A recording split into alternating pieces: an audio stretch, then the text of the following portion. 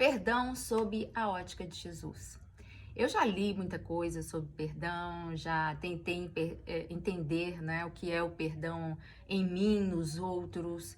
E o melhor conceito, e o conceito que me ajudou a superar muitas questões sobre o perdão, foi o perdão sob a ótica de Jesus, né? Jesus nos traz na oração do Pai Nosso um conceito e uma compreensão sobre perdão muito interessante, muito libertadora também.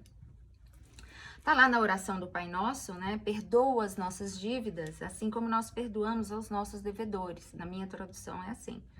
Às vezes uma tradução é um pouco diferente da outra, mas o espírito da coisa é o mesmo, tá? E aí ele continua no versículo 14, tá? Eu tô em Mateus 6, versículo 12, depois a gente pula lá para o 14. Pois se perdoardes aos homens as suas ofensas, também vosso Pai Celestial vos perdoará.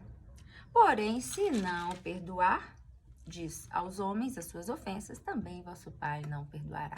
Olha só que interessante. Quando você orar a oração do Pai Nosso, que eu já expliquei aqui nos vídeos anteriores, que a oração do Pai Nosso não é uma reza sem consciência, tá? O que Jesus estava aqui nos ensinando não era para que a gente orasse como se fosse um mantra. A oração do Pai Nosso não é isso. A oração do Pai Nosso, no dizer de Jesus, é para que a gente desenvolvesse essa consciência dessa temática. Então, você vê que a oração do Pai Nosso, ela traz várias temáticas muitíssimo importantes que a gente precisa desenvolver na consciência. Então, quando você ora por orar, você está só repetindo. Mas se você ora com essa consciência, né, de desenvolver hábitos, de pensamentos, uma cognição e a sua emocionalidade entrar, né, nessa vibe, você vai ver que curas importantíssimas, muito profundas na sua alma vão acontecer. Assim como todo o ensino de Jesus, né? Mas a oração do Pai Nosso, ela tem essa relevância porque ela trata de muitos temas, ela trata do cerne da vida cristã, e por isso a gente precisa entendê-la, né, como os seus conceitos, a sua profundidade. Então, esse tema do perdão é um tema que Jesus trata de uma maneira, assim, muito interessante. A primeira coisa que, quando você lê o texto, assim, salta aos olhos, né, é que Jesus fala, olha, se você perdoar, você será perdoado. Né? Ele já fala aqui no primeiro, perdoa as nossas dívidas, assim como nós perdoamos, quer dizer, então, a gente também perdoa. Quer dizer, para eu ser perdoado, eu tenho que perdoar. E tem uma outra história também que Jesus vai falar também, que ele vai contar, né, de uma pessoa que teve a sua dívida perdoada e que depois não perdoou uma dívida de um terceiro com ele, e essa pessoa acabou presa na mão de verdugo. Que é assim que acontece mesmo, né? A gente quer receber perdão, mas a gente não dá esse perdão. Mas esse texto que salta aos nossos olhos, primeiro, é essa questão de que se eu quero perdão diante de Deus, eu também tenho que perdoar. E aí, antes de eu olhar para Deus, eu tenho que olhar para mim mesma, né? Quais são as faltas que eu estou cometendo, quais são as transgressões, porque quando a gente fala de perdão, não é de perdão só do outro que de alguma forma transgride comigo, mas antes o que Jesus está nos ensinando é que eu transgrido também. Eu transgrido com o outro, eu transgrido com Deus, e muito frequentemente eu transgrido com a minha própria consciência. Eu tenho certeza que você já se pegou nesse sentido, né? Você faz uma coisa, você sabe que aquilo que é errado, você transgride com você mesmo, você transgride com aquilo que você sabe que deveria fazer e não faz. E da onde nasce, então, essa necessidade do perdão em Deus, né? A primeira coisa que a gente precisa desenvolver na gente é essa consciência do erro. Cara, eu não sou uma pessoa perfeita, eu sou uma pessoa que erra constantemente, mas que estou nesse caminho de me aperfeiçoar todos os dias, de buscar esse caminho de me tornar melhor no dia chamado hoje. A primeira coisa que eu tenho que ter em mente é isso, né? Eu não posso ser aquela pessoa que fala, quer saber, deixa a vida me levar, vida leva eu. Ok, isso tem até um fundamento bacana em algum momento, mas a gente não pode se entregar ao mar e deixar que a vida nos leve de maneira inconsequente. Se assim for, nós vamos machucar pessoas e vamos viver nos machucando também, porque a vida é um vai e volta terrível, né? Então, é uma coisa bem interessante aqui, quando você olha para o Antigo Testamento, nessa matéria de perdão, você vai ver que antigamente, naquele momento, existia o efeito de você levar, né, uma vez por ano, você ia ao sacerdote ali, a Bíblia nos conta em Levítico, em Deuteronômio também. Então, o israelita ia, levava uma oferta a Deus pelos seus pecados, o sacerdote ia lá e degolava, derramava azeite, óleo, aquela coisa toda sobre aquela oferta, pedindo o perdão a Deus por aquela pessoa. Então, o perdão era como se fosse era assim, né?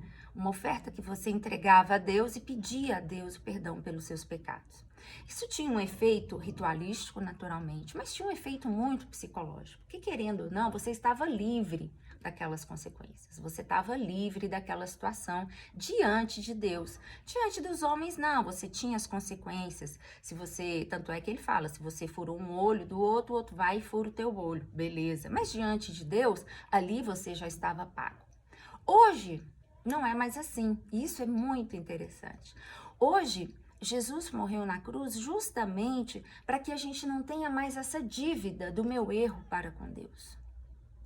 E hoje, diferentemente do passado, não é algo que eu vou lá e pago. O perdão que me é dado em Jesus. Eu não preciso de um sacerdote, de um pastor, de um pai de santo, de um padre, sei lá, de qualquer sacerdote que se chegue diante de Deus e fala, oh Deus, perdoa a Cristiane. Não, hoje eu tenho esse livre acesso a Deus, por meio de Jesus, porque Jesus já me perdoou os meus pecados na cruz. É claro que toda vez que eu faço isso de uma maneira consciente, estou tornando esse pagamento de Jesus, vamos dizer assim, vão. E a ideia não é essa. A ideia é que aquelas minhas faltas, né, que eu busco me arrepender, eu também vou me aperfeiçoando nelas para que eu não as repita de maneira sistemática. E nem sempre as mesmas faltas. Conquanto, eventualmente, não pelo meu próprio querer, não porque eu os faça intencionalmente, elas venham a acontecer.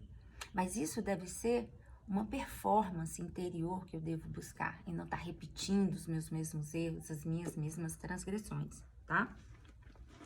Então, antigamente, se o israelita tinha o seu pecado perdoado por causa de um ritual, hoje no Novo Testamento não é mais assim. Eu não tenho mais um ritual a ser praticado para perdão do meu pecado. Não é a lei mais, a lei ritualística de Moisés que vai perdoar o meu pecado. Porque hoje o meu pecado está perdoado dentro do meu coração. É aqui dentro que tudo é feito ou desfeito. É aqui dentro que os meus pecados são visivelmente expostos diante de Deus. É aqui dentro que o perdão acontece. É aqui dentro que o arrependimento desse perdão acontece. Porque só há perdão se houver antes um arrependimento. Entende como a coisa é muito mais profunda? Então não posso chegar diante de Deus, ou pelo menos não deveria chegar diante de Deus e falar, Senhor, me perdoa, se não houve um arrependimento genuíno dentro de mim. E para isso você tem que buscar se conhecer, buscar entender o caminho de Deus, né? Que não é um caminho de leis, e é isso que eu sempre falo em todos os meus vídeos.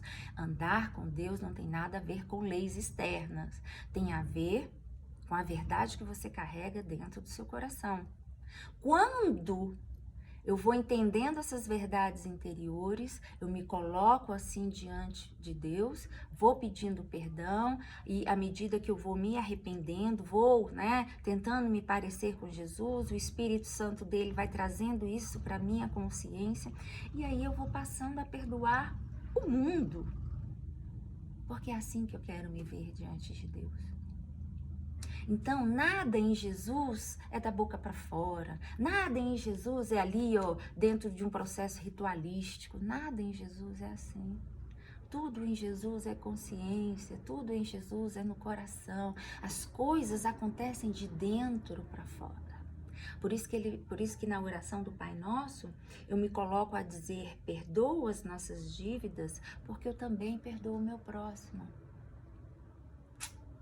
Então, eu só vou ter o meu caminho perdoado em Deus se eu já estiver perdoando os meus irmãos. E à medida que eu vou perdoando os meus irmãos, eu também vou construindo um caminho de perdão dentro de mim. Eu vou entendendo que o meu irmão falha porque eu também falho. Sabe? Eu vou entendendo que ele erra porque eu também erro. Entende que em Jesus não há mais leis por causa disso? Porque não acontece como rito. Acontece como ordem natural na minha consciência que se liga no meu coração, né?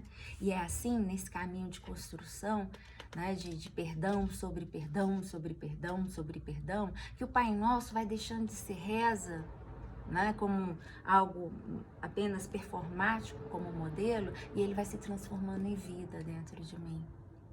Então, quando você pensar em perdão, perdoai, quando você orar essa parte, né? Perdoai as minhas dívidas, porque eu também tenho perdoado os meus irmãos. Presta atenção no que você está orando e veja se de fato você está perdoando quem está passando por você. Perdão não é esquecer. Perdão você pode até lembrar, mas você já não lembra mais com ódio, com vingança, né? Você não lembra mais com vontade de esgoelar o outro. Toda vez que você lembrar daquele fato, você lembra com misericórdia, né? Você lembra com aquele olhar de quem também erra muitas vezes e de quem também precisa de muito perdão. Pense nisso. Até a próxima.